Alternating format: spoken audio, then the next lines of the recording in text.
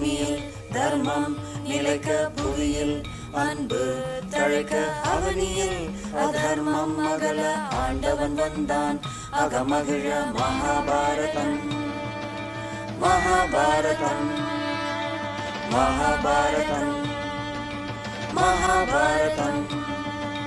பாண்டவர் துன்பம் போக்க பாஞ்சாலி மானம் காக்க பாரே வியந்து பார்க்க பரந்தாமன் வந்தான் வழி தீர்க்க மகாபாரதம் மகாபாரதம் மகாபாரதம் மகாபாரதம் மகாபாரதம்.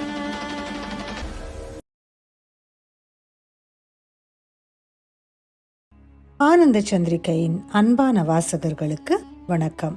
இந்த மகாபாரத தொடரை வாசிப்பது உங்கள் வீணா ஹரிஹர். கடந்த அத்தியாயத்துல 4ஆம் நாள் போர்ல எப்படி துரியோதனன் பீமனை நடு மார்பில் தாக்க தகப்பனாரின் நிலைமையை கண்டு கடோத்கஜனுக்கு கோபம் மேலிட்டு வர பெரும் போரை துவக்கினான்னு கேட்டோம். மேல என்ன நடக்க இருக்கு தெரிஞ்சுக்க ஆவலா இருக்கீங்களா? வாங்க படிக்கலாம்.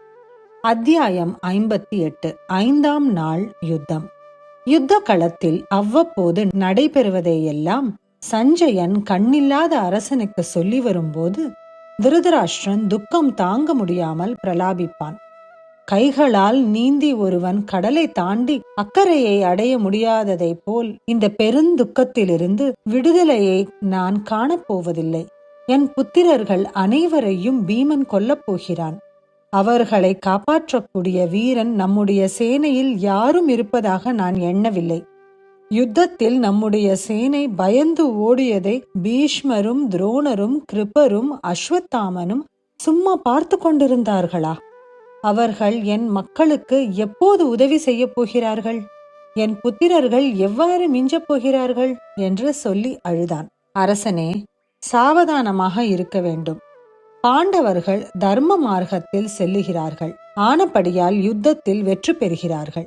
உம்முடைய புத்திரர்கள் வீரர்களாயினும் கெட்ட எண்ணமுடையவர்கள். அவர்கள் பாண்டவர்களுக்கு அநேக அபாயங்கள் செய்திருக்கிறார்கள். அந்த செயல்களின் பலனை இப்போது அனுபவிக்கிறார்கள். பாண்டவர்கள் மந்திரமோ மாயமோ செய்யவில்லை. க்ஷத்திரியர்கள் யுத்தம் செய்கிற முறையில் தான் செய்து வருகிறார்கள். நியாய வழியில் சென்றபடியால் பலன் பெற்றிருக்கிறார்கள். மித்திரர்கள் சொன்னதை நீர் கேட்கவில்லை.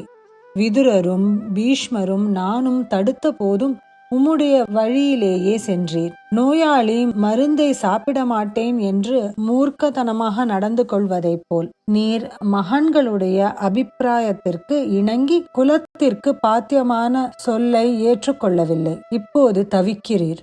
துரியோதனனும் 4ஆம் நாள் இரவில் உம்மை போலவே பீஷ்மரை கேட்டான். அவர் சொன்னதை கேளும் என்று அன்று நடந்த கதையை சொன்னான். 4ஆம் நாள் யுத்தம் முடிந்த பின் இரவில் பிதாமகரிடம் தனியாக சென்று துரியோதனன், நீரும் துரோணரும் கிருபரும் அஸ்வத்தாமாவும் கிருத்தவர்மனும் சுதர்ஷனனும் பூரிசிரவசுவும் விகர்ணனும் பகதத்தனும் யமனுக்கு பயந்தவர்கள் அல்லவென்று உலகத்திற்கெல்லாம் தெரியும். உம்முடைய வலிமைக்கு வரம்பே இல்லை என்பதில் சந்தேகமே இல்லை. பாண்டவர்கள் எல்லோரும் ஒன்று சேர்ந்தாலும் உங்களில் ஒருவரை வெல்ல முடியாது. இப்படி இருந்தும் குந்தி புத்திரர் நம்மை தினமும் தோற்கடித்து வருவதன் ரகசியம் என்ன என்று வணக்கமாக கேட்டான். பீஷ்மர், ராஜனே, நான் சொல்வதை கேள். பல விதத்தில் உனக்கு நான் இதைத்தான் சொன்னேன். நீ பெரியோர் சொன்னதை செய்யவில்லை. பாண்டவர்களிடம் சமாதானமாக போவதே நலம். அவ்வாறு செய்வது உனக்கும் உலகத்திற்கும் நல்லது. ஒரே குலத்தை சேர்ந்த நீங்கள் இந்த ராஜ்யத்தை சுகமாக அனுபவிக்கலாம். இவ்வாறு நான் உனக்கு முன்பே சொன்னதை நீ கேட்கவில்லை. பாண்டவர்களை அவமதித்தாய். அதன் பயனை அடைகிறாய். ஸ்ரீ கிருஷ்ணனாலே காக்கப்பட்டிருக்கும் பாண்டவர்கள் வெற்றி அடைவதில் சந்தேகமே இல்லை. இப்போதும் சமாதானமாக போகலாம். பலசாலிகளான சகோதரர்களை சிநேகிதம் செய்து கொண்டு பூமியை அனுபவிக்கலாம். நர நாராயணர்களாகிய தனஞ்சயனும் கிருஷ்ணனையும் அவமதித்தாயேயானால் நீ நாசமடைவாய் என்றார். துரியோதனன் விடை பெற்று கொண்டு தன் இருப்பிடம் சென்று படுக்கையில் படுத்தான். ஆனால் தூக்கம் வரவில்லை. மறுநாள் பொழுது விடிந்ததும் மறுபடி 2 படைகளும் யுத்தத்திற்கு நின்றன. பீஷ்மர் கௌரவ சேனையை பலமாக வியூகப்படுத்தினார். பாண்டவ சேனையும் யுதிஷ்டிரனால் நன்றாக வியூகப்படுத்தப்பட்டிருந்தது. பீமசேனன் வழக்கம் போல் முன்னணியில் நின்றான். ஷிகண்டியும் திருஷ்டத்யும்னனும் சாத்தியகியும் அடுத்தாற்போல் சேனையை காத்து நின்றார்கள். அனைவருக்கும் பின் தர்மபுத்திரனும் நகுல சகாதேவர்களும் நின்றார்கள். பீஷ்மர் வில்லை வளைத்து அஸ்திரங்களை விட ஆரம்பித்தார். வெகு சீக்கிரம் பாண்டவ சேனையை கவலை அடைய செய்தார். சேனை சிதறுவதை பார்த்த தனஞ்சயன் பீஷ்மரை பல அம்புகளால் துன்புறுத்தினான். துரியோதனன் தன் வழக்கம் போல் துரோணரிடம் சென்று தாக்கி பேசி கோபமூட்டினான். அவர், மூர்கனே, பாண்டவர்களுடைய பராக்கிரமத்தை அறியாமல் நீ பேசுகிறாய். ஆயினும் என்னால் வஞ்சனை இல்லை என்று சொல்லி பாண்டவ சேனையை பலமாக தாக்கினார். சாத்தியகிக்கும் துரோணருக்கும் பயங்கரமான யுத்தம் நடந்தது. சாத்தியகி துரோணருடைய தாக்குதலை தாங்க முடியாமல் இருப்பதை கண்டு பீமசேனன் துரோணரை தாக்கினான். அதன் பிறகு யுத்தம் இன்னும் அதிக வேகம் கொண்டது. துரோணரும் பீஷ்மரும் சல்லியனும் சேர்ந்து பீமனை எதிர்த்தார்கள். அச்சமயம் ஷிகண்டி பீஷ்மர் பேரிலும் துரோணர் பேரிலும் அம்பு மாறி பொழிந்தான். ஷிகண்டி நுழைந்ததும் பீஷ்மர் விலகி சென்றார். ஷிகண்டி ஆண் பிறப்பல்ல, பெண்ணாக பிறந்து வளர்ந்தவன் என்று க்ஷத்ரியனுக்கு பெண்ணோடு போர் புரிவது அதர்மம் என்பதும் பீஷ்மருடைய கொள்கை. இதுவே கடைசியில் பிதாமகருடைய மரணத்திற்கு காரணமாகும் என்று விதிக்கப்பட்டிருந்தது. பீஷ்மர் விலகியதை பார்த்து துரோணர் ஷிகண்டியை எதிர்த்தார். மகாரதனாகிய ஷிகண்டியால் துரோணருடைய எதிர்ப்பை தாங்க முடியவில்லை. எனவே பின் திரும்பினான். முற்பகல் முழுவதும் கோரமான சங்குல யுத்தம் நடந்தது. சேனை முழுவதும் கைகலந்து இரு பக்கத்திலும் வரம்பற்ற மரணங்கள் நடந்தது. பிற்பகலில் துரியோதனன் சாத்தியகியை எதிர்த்து பெரும் படையை அனுப்பினான்.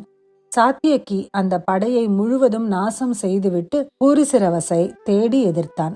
அவனோ மகா பராக்கிரமசாலி. சாத்தியகியின் படையை தூக்கி அவர்கள் அனைவரையும் புறங்காட்டி ஓட செய்தான். சாத்தியகி ஒருவனே நின்றான். அவன் நிலையை பார்த்து அவனுடைய 10 குமாரர்களும் வந்து பூரிசிரவசை தாக்கினார்கள். ஒன்று கூடி வந்த அந்த 10 வீரர்களையும் பூரிசிரவசு ஒருவனே எதிர்த்து போர் புரிந்தான். 10 பேரும் அவனை சூழ்ந்து கொண்டு சரமாரி பொழிந்தார்கள். ஆயினும் பூரிசிரவசு அவர்களுடைய விற்களை தன் அம்புகளால் சேதித்து அவர்கள் 10 யமலோகம் அனுப்பினான். சாத்தியகியின் 10 குமாரர்களும் இடி விழுந்த மரங்களைப் போல் யுத்த களத்தில் விழுந்தார்கள். தன் புத்திரர்கள் கொன்று வீழ்த்தப்பட்டதை கண்ட சாத்தியகி சோகமும் கோபமும் மேலிட்டு பூரிசிரவசுவின் மேல் பாய்ந்தான். இருவருடைய ரதங்களும் உடைந்து நாசமாயின. அதன் பின் கத்தியும் கேடயமுமாக தரையில் நின்று இருவரும் ஒருவரை ஒருவர் எதிர்த்தார்கள். அந்த சமயம் பீமசேனன் அவனிடம் வந்து சாத்தியகியின் முன் நின்று யுத்தத்தை தடுத்து அவனை தன் தேரில் ஏற்றிக்கொண்டு போய்விட்டான். கத்தி சண்டையில் யாரும் பூரிசிரவசுவை வெல்ல முடியாது என்று பீமனுக்கு தெரியும். ஆகையால் இவ்வாறு சாத்தியகியை தடுத்தான். அன்று மாலை ஆயிரக்கணக்கில் வீரர்கள் அர்ஜுனனால் வதம் செய்யப்பட்டார்கள். பார்த்தனை எதிர்த்து கொல்வதற்காக துரியோதனன் அனுப்பிய படை வீரர்கள் அவ்வளவு பேரும் நெருப்பில் பூச்சிகள் விழுந்து சாவது போல மாண்டார்கள். பாண்டவர்களின் சேனையில் இருந்த அரசர்கள் தனஞ்சயனை சூழ்ந்து கொண்டு ஜெயகோஷம் செய்தார்கள். அச்சமயம் சூரியன் மறைந்தான். பீஷ்மரின் கட்டளைப்படி களைப்புற்ற குதிரைகளும் யானைகளுமாக எல்லோரும் யுத்த பூமியை விட்டு சென்றார்கள். இந்த அத்தியாயத்தோட நிறைவுக்கு வந்துட்டோம். பல உயிர்கள் பலியான நிலையில குருக்ஷேத்திர போர் தொடர்வதை நாம் கேட்டுக்கொண்டு வருகிறோம்.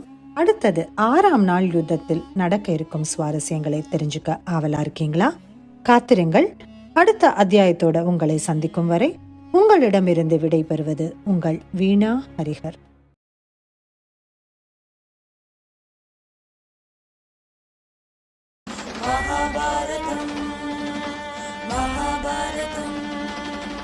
ஆத்திரம் கொண்டோர் அழிய ஆணவத்தால் அவரொழிய சாகசம் புரிந்தான். கண்ணன் சரித்திரம் படைத்தான். கார்வண்ணன் மகாபாரதம். மகாபாரதம் மகாபாரதம் மகாபாரதம். ராதை கண்டான் உளகுளிர இதை சொன்னான். புலனுணர கோபியர் கூட்டம் புடைசூழ கோவிந்தன் வந்தான். அருள் பால கோவிந்தன் வந்தான்.